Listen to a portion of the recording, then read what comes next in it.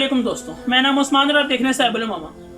تو آج میں آپ کو بتاؤں گا کہ اگر قرآن مجید کی تعلیم کو، اس کے عنوانات کو غور سے دیکھا جائے، اس کے مضامین کو غور سے دیکھا جائے، تو قرآن مجید کو چار بڑے عنوانات میں تقسیم کیا گیا ہے، چار بہت بڑے موضوعات پر تقسیم کیا گیا۔ تو آج میں آپ کو بتاؤں گا کہ وہ چار بڑے موضوعات کیا ہیں اور ان کی تفصیل بتاؤں گا۔ چلیں شروع کرتے ہیں۔ تو پہلا عنوان ہے عقائد۔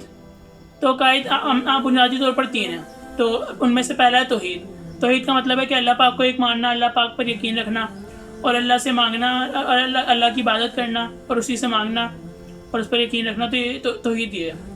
اور عقائد میں دوسرے نمبر پر ہے رسالت۔ تو رسالت سے مراد کہ حضرت آدم علیہ السلام سے لے کر اب تک جتنے بھی انبیاء اور رسول آئے ہیں، سب کو سچا ماننا، سب کو اللہ پاک کا نبی ماننا، اللہ پاک کا رسول ماننا، اور پیارے نبی صلی اللہ علیہ وسلم پر ایمان رکھنا کہ وہ آخری نبی ہیں اور ان کو اللہ پاک کا سچا نبی ماننا۔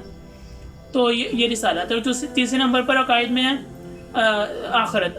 تو آخرت سے مراد کہ آنے والی زندگی پر یقین رکھنا، جنت دوزخ پر یقین رکھنا، مرنے کے بعد زندہ ہونے پر یقین رکھنا۔ تو آخرت سے مراد یہ ہے۔ اور عنوانات میں دوسرے نمبر پر ہے احکام۔ تو احکام سے مراد بنیادی طور پر 3 احکام قرآن مجید میں ذکر کیے گئے ہیں۔ تو ان میں سے پہلا احکام ہے حقوق اللہ، یعنی کہ اللہ کے حقوق کے بارے میں احکام۔ اور دوسرے احکام ہے عبادات، یعنی کہ جو اللہ پاک نے عبادات مقرر کی ہیں تو ان کے بارے میں احکامات ہیں۔ اور تیسرے نمبر پر ہیں حقوق العباد، یعنی کہ جو لوگوں کے ساتھ لوگوں کے حقوق ہیں، انسانوں کے حقوق ہیں، تو ان کے بارے میں تیسرے نمبر پر ان کے حقوق ہیں۔ اور جو مضامین میں تیسرے نمبر پر قصص۔ تو قصص ہے۔ تو قصص سے مراد کہ قرآن مجید میں وہ واقعات ذکر کیے گئے ہیں جو گزرے ہوئے زمانے کے، یعنی کہ ماضی کے واقعات ذکر کیے گئے ہیں۔ اور ان میں سے بعض واقعات، یعنی کہ بہت سے واقعات تو انبیاء کرام کے ذکر کیے گئے ہیں، بہت سے نبیوں کے ذکر کیے گئے ہیں، اور بعض واقعات جس لیے ذکر کیے گئے جن سے آنے والے لوگ عبرت حاصل کریں،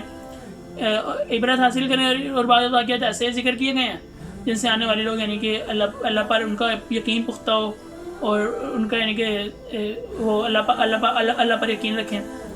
اور چوتھے نمبر پر ہے مضامین میں چوتھے نمبر پر ہے امثال۔ تو امثال سے مراد یعنی کہ جس طرح قرآن مجید میں ماضی کے واقعات گزرے ہوئے زمانے کے واقعات ذکر کیے گئے ہیں، اسی طرح آنے والے زمانے کے، یعنی کہ مستقبل کے واقعات بھی ذکر کیے گئے ہیں۔ تو ان واقعات میں زیادہ تر قیامت کی نشانیاں اور قیامت کی، یعنی کہ ہولناکیاں، سور پھونکا جائے گا اس کے بارے میں، اور جنت دوزخ کے بارے میں، اسی طرح آخرت کے بارے میں، تو ان کا ذکر کیا گیا۔